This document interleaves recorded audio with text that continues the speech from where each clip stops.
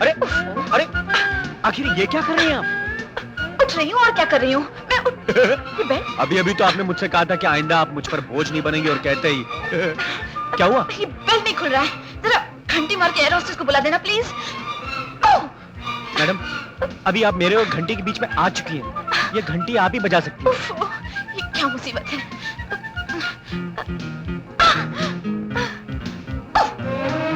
ये कुर्सी की पेटी खुल क्यों नहीं रही है? ऐसा तो नहीं कि आप बहाना बना रही हैं। What do you mean? तुम अपने आप को समझते क्या हो? हाँ, मैं अपने आप को जो कुछ भी समझूं, मगर आपको ये समझना चाहिए कि इन्हीं बातों की वजह से मैंने आज तक शादी नहीं की। किन बातों की वजह से? यही कि शादी होगी तो बच्चे होंगे और बच्चे होंगे तो कमबख्तों को गोद में खिला, और मुझे ये गोद में खिलाना विलाना बिल्कुल पसंद नहीं। हाँ। अगर मुझे मालूम होता तुम इस फ्लाइट में आने वाले हो तो मैं किसी और फ्लाइट से आती। रिलैक्स रिलैक्स, थोड़ी देर में हमारा विमान हॉलैंड के हवाई अड्डे पे उतरने वाला है। सारी प्रॉब्लम सॉल्व हो जाएगी। तुम्हारा ख्याल है तब तक मैं यहीं बैठी रहूं? जी। देखिए देखिए मैडम, मर गया। अगर आप इस तरह जलबन मछली नृत्यपिन बिजली का डांस करती रहेंगी तो मेरी ये 2 हड्डियां जो बची हैं वो भी टूट जाएंगी। Shut up!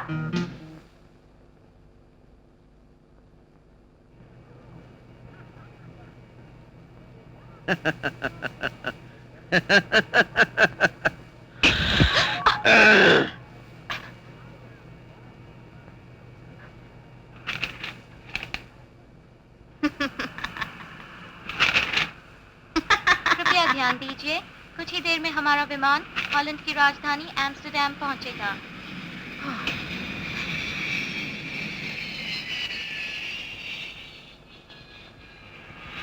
Thank God! अरे, जब जब जो होना है तब तब वो होता है।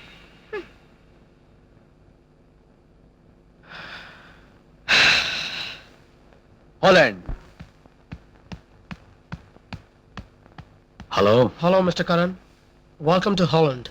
Mahesh Dholakia is staying at the Hilton Hotel. The diamond deal is at the leather shop. Thank you. Here are your diamonds. Thank you.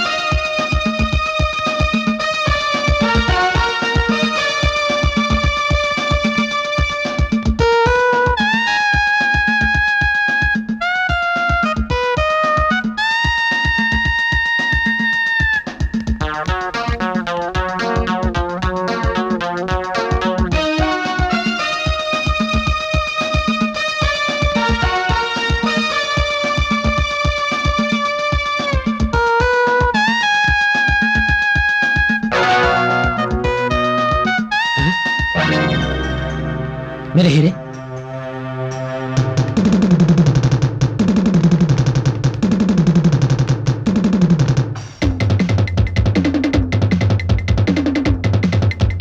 भाई साहब, आपका ये हीरे का बटुआ लेकर एक लड़की वहां भागी है। Thank you.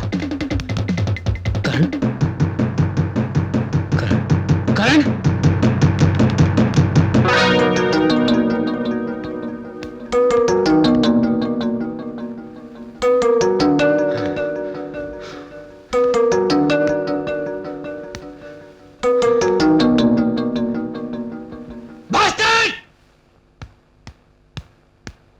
मिस मधुसेन, आपको आपका ताज कैसे लग रहा है?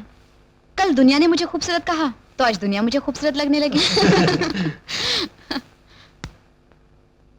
मिस मधुसेन, आपको जो क्राउन मिला है उसकी वजह से कस्टम में आपको कोई परेशानी तो नहीं होगी? देखिए, इस क्राउन के हीरे असली नहीं नकली होते हैं, और ये बात तो हिंदुस्तान के कस्टम ऑफिशियल्स भी जानते होंगे। I don't think I have any problems. आपसे एक और सवाल, आप फिल्मों में काम करना पसंद करेंगी? जी नहीं।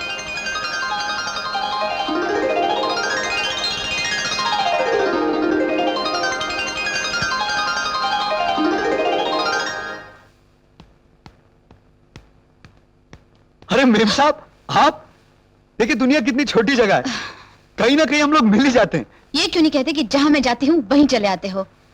अरे ये तो आप गा के भी कह सकती हैं, जहां मैं जाती हूँ वहीं चले आते हो, चोरी चोरी मेरे दिल में समाते हो। और सुनिए, आप किसी ब्यूटी कॉन्टेस्ट के लिए आई थी, क्या हुआ, निकाल दी गई क्या? परसों यहाँ की एशियन सोसाइटी ने मुझे मिस एशिया चुना है, समझे? आप और मिस एशिया, क्या कह रही हैं आप? फंक्शन क्या किसी ब्लाइंड स्कूल में था? जी नहीं, और अगर आपकी आंखें हो तो ये देखिए। ये मैं क्या देख रहा हूँ? अब आप अपना रास्ता देखिए, मुझे कुछ शॉपिंग करनी है। मेम साहब, मैं भी कुछ शॉपिंग कर लेता, एक आध रुमाल या मोजे खरीद लेता, अगर आप मुझे मेरे वो 20 रुपए वापस कर देती। तुम रहे वहीं के वहीं, 20 रुपए 20 रुपए 20 रुपए। छी, मुझे देखो, आज मैं ब्यूटी क्वीन हूँ, मिस एशिया हूँ, और तुम वही फटीचर ड्राइवर। मेम साहब, मेरे 20 रुपए। 20 guilders. I'll just give you. Thank you.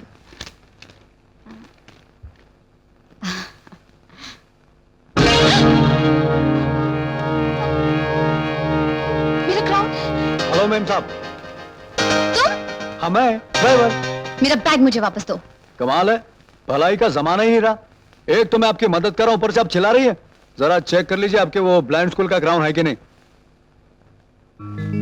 Thank God. आप हिंदुस्तान कब जा रही हैं? Shut up.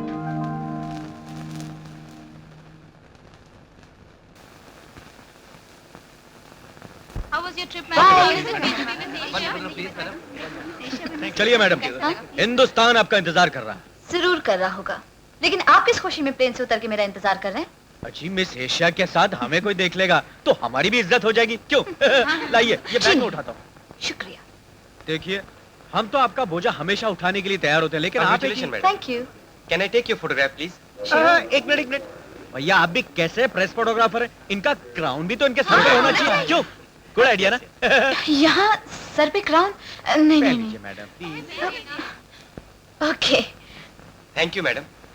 ये हुई ना बात। एक second. Excuse me. Excuse me, madam. Congratulations. Thank you. आपका कस्टम क्लियरेंस हो चुका है। आइए। बाय बाय मिस मधु से।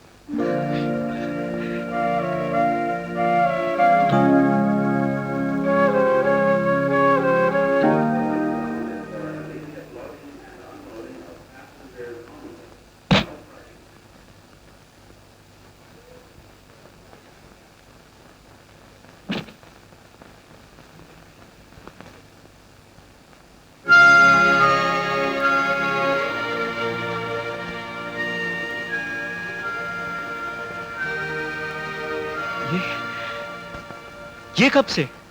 मुझे आपकी और आपके बैग की तलाशी लेनी है। तलाशी जरूर ले लो, मगर मुझे आप तो मत कहो। बैग दीजिए। Follow me.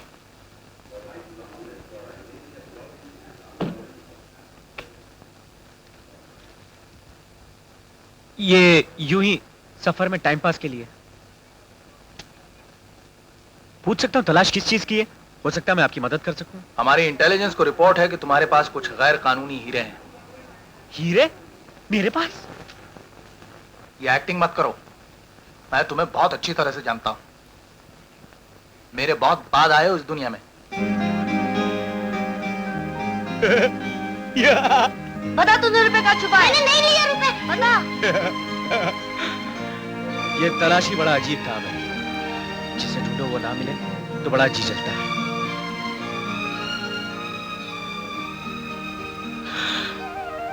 चलो तुम तलाशी के नाम पे गले तो लगे। अरे हाँ, ये टोपी भी देख लो। अरे इसमें भी नहीं, और ये सर भी।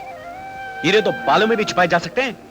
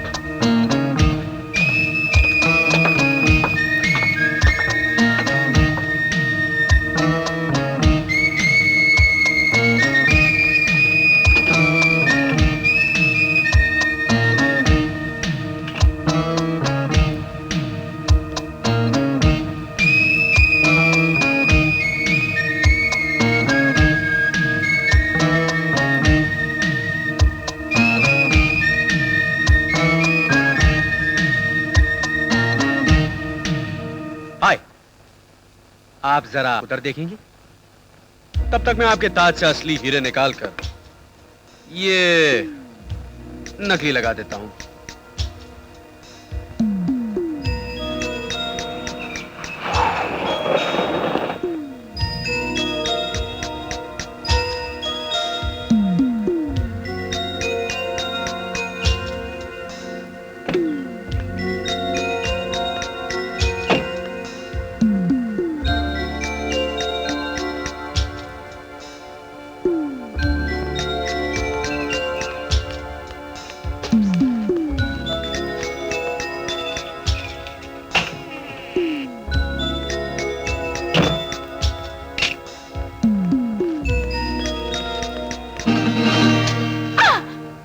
हाय, अच्छा हो गया आप आ गई, नहीं तो मैं जाने वाला था।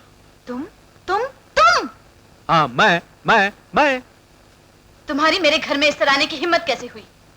कमाल है, एक दिन तुम सारी जिंदगी के लिए मेरे घर आओगी, मैं थोड़ी देर के लिए तुम्हारे घर नहीं आ सकता? बदतमीज, तुम्हें आए कैसे? जानना चाहती क्यों आया था? चोरी करने आया था। चोरी बेईमानी यही काम है मेरा। जो हीरे मैंने तुम्हारे ताज में छुपाए थे वो वापस लेने आया था, समझी? मुझे पता था तुम ऐसा ही कुछ करते होगे। पर यह काम छोड़ दूंगा और उस दिन मैं तुम्हें बताऊंगा कि मैं तुमसे कितनी मोहब्बत करता हूं और तुमसे शादी करना चाहता हूं। मैं तुमसे शादी करूंगी? शादी तो तुम्हारी मुझसे ही होगी मिस एशिया, वरना जिंदगी भर कुंवारी बैठी रहोगी। अरे जाओ, बहुत है मुझसे शादी करने वाले। किसी के सामने आंख उठाकर तो देखो, उसे और तुम्हें दोनों को जान से मार डालूंगा। अब जाओ, फिर आऊंगा, सच आऊंगा। Good bye miss Asia.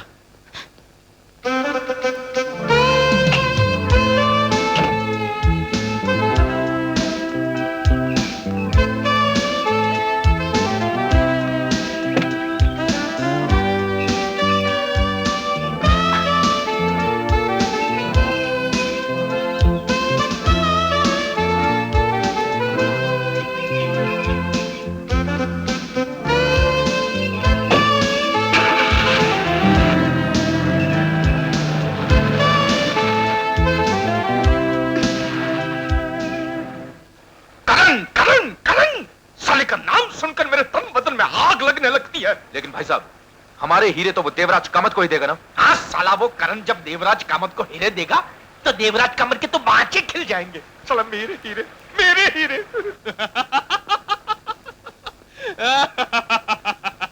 ये हीरे छीन कर तुमने रतन ढोलकिया की इज्जत 2 कौड़ी की कर दी।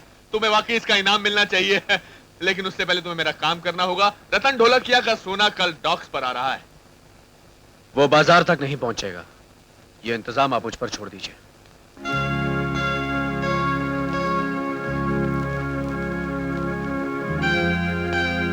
साहब, आपकी ये चिट्ठी लेटर बॉक्स में पड़ी थी। चिट्ठी?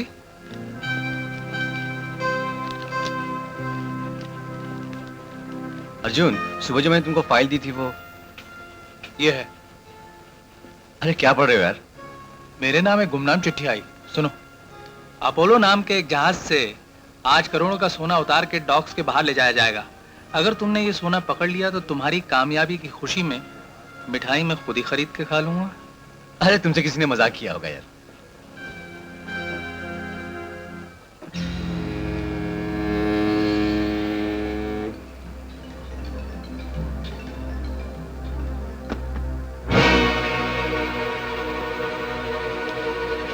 ये क्रेट्स खोलो।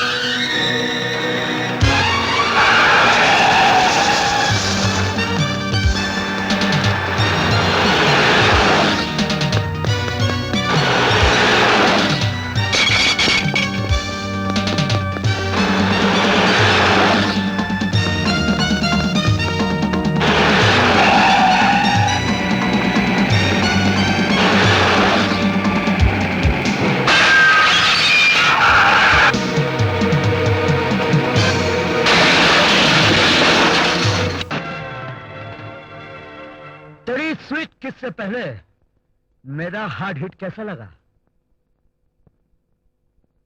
बताता हूं। मुंह से नहीं, हाथ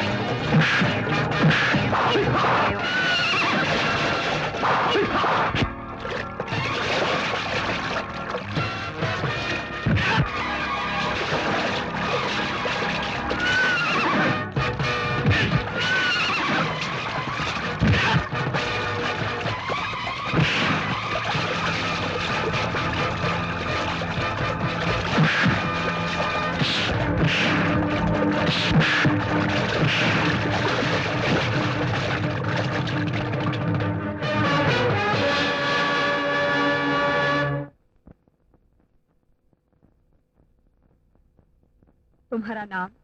रवि। काम क्या करते हो? कोशिश तो बहुत की, लेकिन इस सरकार ने काम ना देते हुए बेकारी रखा है। और इसीलिए तुम जुर्म की ओर निकल पड़े हो। जुर्म? कैसा जुर्म? तुमने रघु नाम के आदमी को मारा, क्या ये जुर्म? इस संसार में मारते तो सभी हैं, सिर्फ अंदाज अलग अलग है। जुर्म उगलवाने के लिए पुलिस मुजरिम को मारती है, इंसाफ की कुर्सी पे बैठकर कलम की नोक से आप मुजरिम की जिंदगी को मारती हैं। उसी तरह शराफत की राह से भटके हुए एक आदमी को इंसानियत याद दिलाने के लिए मार दिया, तो क्या जुर्म हो गया? सजा देने वाले तुम कौन हो? मैं इस पवित्र भारत देश का एक नागरिक हूं। यहाँ का समाज नारी को मां और बहन के रूप में देखता है, और उसी समाज के गंदे जरासिम ने एक लड़की की इज्जत पर हाथ डाला तो मुझे मजबूरन हाथ उठाना पड़ा। कुमारी पद्मा को अदालत में पेश किया जाए। कुमारी पद्मा, कुमारी पद्मा।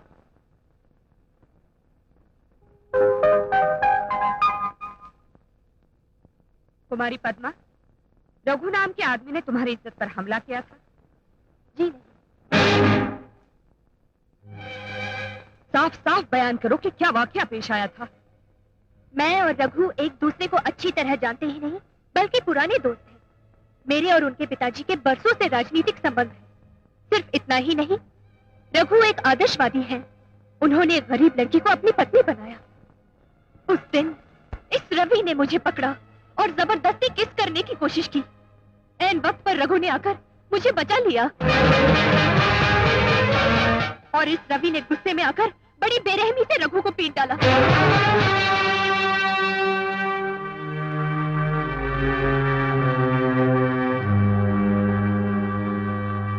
कुमारी पद्मा का बयान सुनने के बाद अदालत मुलजिम रवि को मुजरिम ठहराती है और सेक्शन आईपीसी 351 के तहत 15 दिन की कैद या 2000 रुपए जुर्माना अदा करने का हुक्म देती है। दीदी, ये अन्याय है, तुम्हें अपना फैसला बदलना होगा। Silent, silent. अरे तुम्हारे साइलेंस की ऐसी की तैसी दोबारा तो मैं देखती हूँ। दीदी, दीदी, ये क्या किया? अच्छा नहीं किया तुमने। क्या ये तुम्हें अच्छा लगता है कि वो? शोर मत मचाओ, ये कोर्ट चेंबर है। अरे कोर्ट चैम्बर है तो मुझे क्या? मैं तो आज तक समझती थी कि मेरे पति के पास ही दिमाग नहीं है, लेकिन आज पता चला कि तुम्हारे पास भी नहीं है। शांति, तुम तो अच्छी तरह जानती हो कि रवि औरतों की कितनी इज्जत करता है। वो साली लुच्ची लड़की झूठ बोल गई और तुमने सच मान के रवि को सजा दे दी। हाँ? अरे मैं यहाँ गला फाड़ फाड़ के चिल्ला रही हूँ और तुम जवाब तक नहीं देती। बोलो ना। ये 2000 रुपए जुर्माने की रकम भर दो और उसे छुड़ा लो। अरे दीदी तुम महान हो। मेरी प्यारी दीदी, हजारों साल जियो।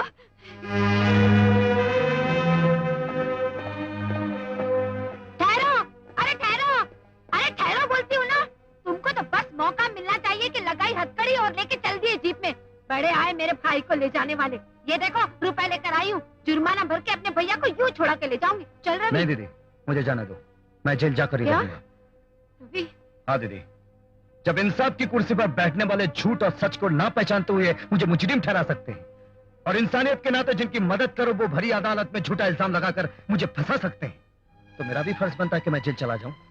रवि, घर के खाने में जरा सा नमक कम पड़ जाए तो तू खाना नहीं खाता। जेल का खाना तू कैसे खाएगा रे? दीदी, आज जब इतना बड़ा धोखा खा लिया तो जेल का खाना क्या मुश्किल है, खा लूंगा। चलिए।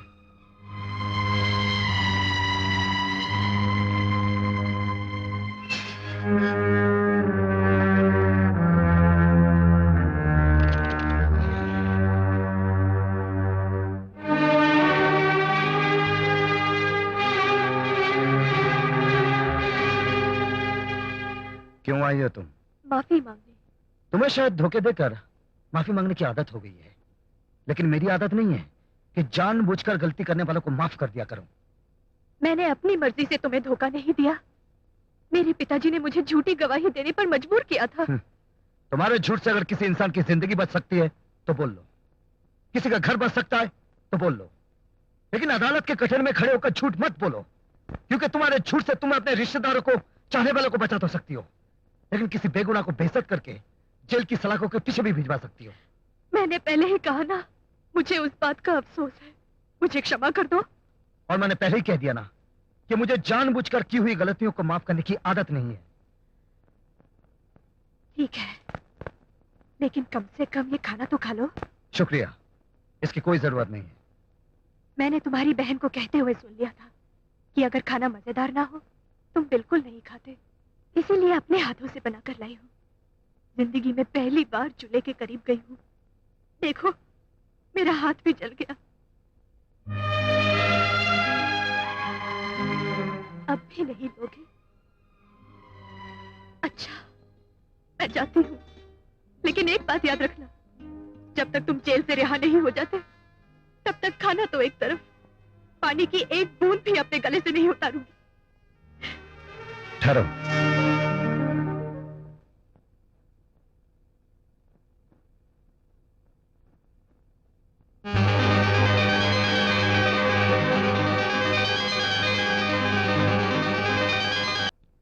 भाऊ साहब, आज आप उनके बारे में बहुत पूछताछ हो रही है, क्या असल बात क्या है? हा?